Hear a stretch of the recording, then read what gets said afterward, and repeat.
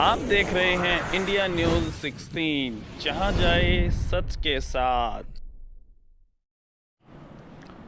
नमस्कार दोस्तों, मैं हूं प्रदीप कौशिक और आप देख रहे हैं इंडिया न्यूज़ 16। जिस प्रकार से आपको पता है, चुनावी माहौल शुरू हो चुका है महेंद्रगढ़ नगर पालिका के अंदर, और लगातार आप इस चैनल पे, दूसरे चैनल्स पे खबरें देख रहे हैं। कोई कहीं तैयारी कर रहा है, कोई कहीं तैयारी कर रहा है।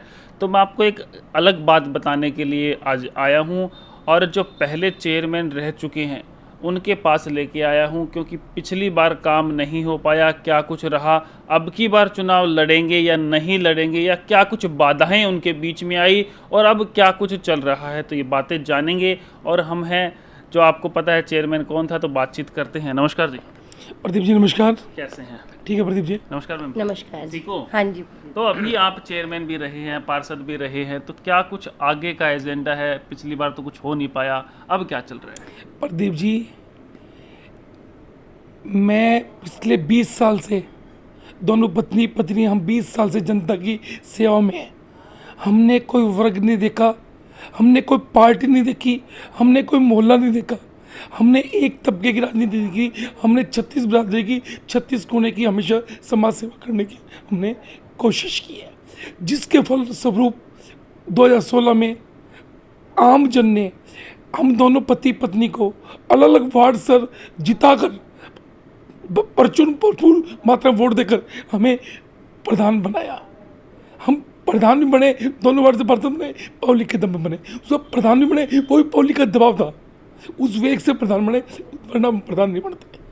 ठीक है, परंतु कई जो नेगेटिव लोग होते हैं वो शुरू से हमारे पिछली, आपको जब मेरी पहली मीटिंग में नहीं आए मेंबर, हमारी पहली मीटिंग में नहीं आए, तो उनकी फिजत तो आपको पता ही लग गई। उनकी फिजत तो पता लगी। उन्होंने हमारे काम रोके, उन्होंने एक अभिमन्यु वध करने की कोशिश की। अभिमन्यु का वो वध नहीं कर पाए, परंतु अभिमन्यु रूपी मेरी आत्मा का उन्होंने वध किया है, क्योंकि उन्होंने शहर का काम रोका है। मैंने विकास के लिए बार बार में टेंडर लगाए, उन्होंने बार बार डीसी के माध्यम से टेंडर का काम रोका। ये शहर की जनता जानती है। बार बार फिर FIR दर्ज हुई, सब FIR मेरी खारिज हो गई। सस्पेंड किया, सस्पेंड को स्टे मिल गया। रिमूव किया, रिमूव में स्टे मिल जाएगा, पेंडिंग है। ठीक है, उसके बाद भी इनको पता था कि जनता जदान दर्द है। ये जनता जानती है कौन व्यक्ति काम करता है, कौन व्यक्ति काम नहीं करता, कौन व्यक्ति दुख दर्द में आज खड़ा है, पहले खड़ा था, आगे कौन खड़ा होगा, जनता को पता है। तो जनता को पता है, उनको पता है कि दोबारा ये फिर जीतेगी जोड़ी। ये जोड़ी दोबारा जीतेगी, क्योंकि ये आत्मा, जनता की आत्मा को, आप पार्षदों को, एक व्यक्ति को मोड़ सकते हो, तोड़ सकते हो, झुका सकते हो, दबा सकते हो, परंतु आप आम जन को, गरीब व्यक्ति को, आम व्यक्ति को आप नहीं मोड़ तोड़ सकते। तो इन्होंने हमें डिस्क्वालीफाई कर दिया। हमने उस डिस्क्वालीफाई ऑर्डर को भी हाईकोर्ट में चैलेंज करके है। वहाँ पर भी AG होते हैं, AA होते हैं, वो इनके होते हैं, वो कोर्ट में रॉन्ग फैक्ट देकर डेट पे डेट लेते हैं। मैं एक सैनिक हूँ, मैं कार्य करता हूँ, कर्म के करना मेरा फल है। भगवान कृष्ण ने महाभारत में एक श्लोक कर रखा है कि इंसान तू कर्म कर। मैं अपना कर्म करता हूँ। मैंने रीट लगा की थी, मैंने आनंद फाना में अपने हिसाब से मैंसिंग करके लिस्टिंग करवा के मैंने आज की हियरिंग करवाई। आज की हियरिंग में तीन मेरे केस के अंदर तीन खुद AG बलदेव जी महाजन, AA मेरे कोर्ट के पेशों में खुद पेश होते, चर्चा वकील। आज उन्होंने फिर डेट मांग ली और कोर्ट ने उनको 1 तारीख की डेट दे दी। परंतु मैं जनता से एक बात कहना चाहता हूँ कि सुरेंद्र बंटी, रीना बंटी हमेशा पब्लिक के बीच में रहे। हम चुनाव लड़ पाए या नहीं लड़ पाए, हम लड़ने के बाद हमें परमिशन मिल जाती है, उसके बाद हम हारे या जीते, हम लड़ पाए या नहीं लड़ पाए, हम हारे या जीते, हमें सरकार में जेल में डाले या नहीं डाले, नहीं डाल पाए। हम जनता के बीच में हमेशा रहेंगे। मैं एक योद्धा हूँ, मैं एक सैनिक हूँ, मैं खिलाड़ी हूँ, मैं कुश्ती लड़ूंगा, मैं लड़ने की कोशिश करूँगा, चाहे हारूं जीतूं। चाहे मेरे को ये कुश्ती के मैदान में, अरे तुम खिलाड़ी हो, मेरे को मैदान में तो कुछ दो। बिल्कुल, मैं इनसे एक बात कहता हूँ, तुम खिलाड़ी हो, तुम अपने खिलाड़ी लिखो, मैं खुद खिलाड़ी हूँ। खिलाड़ी को कुश्ती के मैदान में तो हट दो, तुम तो उसको कुश्ती के मैदान में ही नहीं घुसने देना चाहते। क्यों? अरे जनता की, ये जनता से बड़ी अदालत क्या है, जनता से बड़ा ऑर्डर क्या है? मैंने डिस्क्वालीफाई ऑर्डर को बार बार में लेकर उनको मेरे को ऑर्डर नहीं लेने दे रहे। क्यों? अगर उनको दिमाग में ये तो फैसला तो जनता करेगी ना। बिल्कुल। मेरे को चुनाव लड़ने दो, फिर जनता करेगी। 15 मेंबर बने थे पिछली बार नगर पालिका, 15 मेंबर बने थे। प्रधान पद की दावेदारी 5 मेंबरों ने पेश की थी। रीना हमारे अलावा 5 मेंबरों ने और प्रधानी पेश की थी। किस किस ने नाम बताता हूँ? कमलेश दाई बोली मैं प्रधान बनूंगी, अमित मिश्रा बोला मैं प्रधान बनूंगा, रमेश बोरा जी बोले मैं प्रधान बनूंगा, सोनू जानी बोला मैं प्रधान बनूंगा, और कौन था? एक और था बबीता जानी, बबीता जानी बोली मैं प्रधान बनूंगी। 5। और इस बार खन्ना भी कह रहा है, विजय पार्षद कह रहा है मैं प्रधान बनूंगा। अरे तुम टिकट मिलेगी वो मिलेगी, तुम कहो ना। टिकट जनता से बड़ी कोई टिकट हो सकती है? सबसे बड़ी टिकट क्या है? जनता की टिकट। आज कोई भी, हम 15 के अलावा हम प्रधान बनने की लड़ने की कोशिश कर रहे हैं। ये लड़ने की जीतने की बात छोड़ दो, जीत हर जनता के हाथ में। ये लड़ने की सोच भी नहीं सकते। हम कोशिश कर रहे हैं, परंतु मैं जनता से, आपके माध्यम से, आपके चैनल के माध्यम से एक बात कहना चाह रहा हूं कि मैं 20 साल से जनता के बीच में, दुख दर्द में जनता मेरे लिए खड़ी पाई है, और दुख दर्द में मैं इनके लिए खड़ा पाया हूं। और आगे 20 साल तक, क्योंकि आज मेरी एज 47 होगी, 20 साल तक भगवान के, आप लोगों के आशीर्वाद से 20 साल तक तो मैं एक्टिव रहूंगा, और बाकी समय बताएगा। 20 साल तक जनता के बीच में उनके दुख दर्द को बांटूंगा। मैं कोई अमीर नहीं देखूंगा, कोई गरीब नहीं देखूंगा। आज सरकार ने चुनाव डायरेक्ट इस बार किया है, सरकार ने डायरेक्ट चुनाव जनता को इस बार दिया है। और रीना बंटी ने जनता को 2016 में डायरेक्ट चुनाव का हक दिया था। मैंने जो 2016 का चुनाव था वो डायरेक्ट चुनाव से 25 था, 21 था, 25 था। मैंने उसी वक्त जनता को, मैंने हर वार्ड से, हर गांव से, इलाके से, छत्तीसगढ़ से 108 गांव से मैंने कहा कि मेरी मदद करो। मेरे को खाली मेरा वार्ड में मदद नहीं करेगा, पूरी जनता की मेरे को मदद चाहिए। आदमी एक वार्ड से नहीं जीतता, इलाके से जीतता है।